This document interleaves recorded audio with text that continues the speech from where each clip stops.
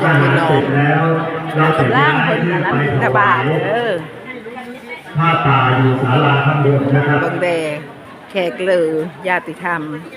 ทางเธอทางไก่หลั่งไหลมากับร่างคนนั้นบิณฑบาตตอนเช้าเราจะถวายพระทหารก่อนนะครับหลังจากแม่พระคุณเจ้าเสร็จสิ้นการ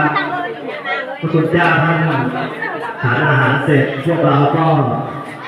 กินข้าวกินอะไรเสร็จแล้วก็จะย้ายกันขึ้นไปถวายผ้าป่ากุศลไม่ได้เซอร์บ้าน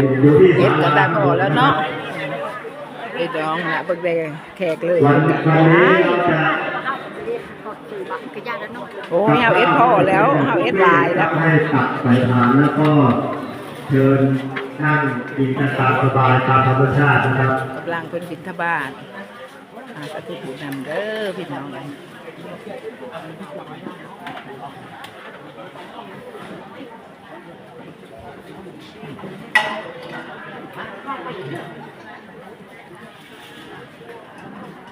เป็นบุญเป็นกุศลผูกขาแล้ว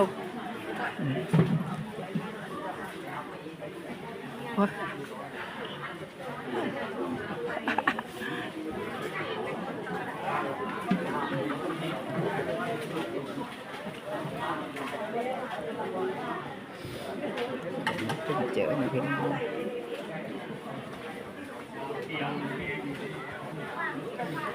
ว่าคนละมีป่านนี้เนาะคนเนาะว่ามันยังมาอีก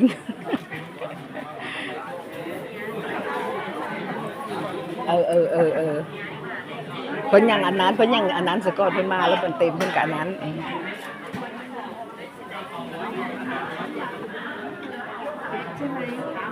จ้าคลิปนี้เท่านี้แหละเด้อ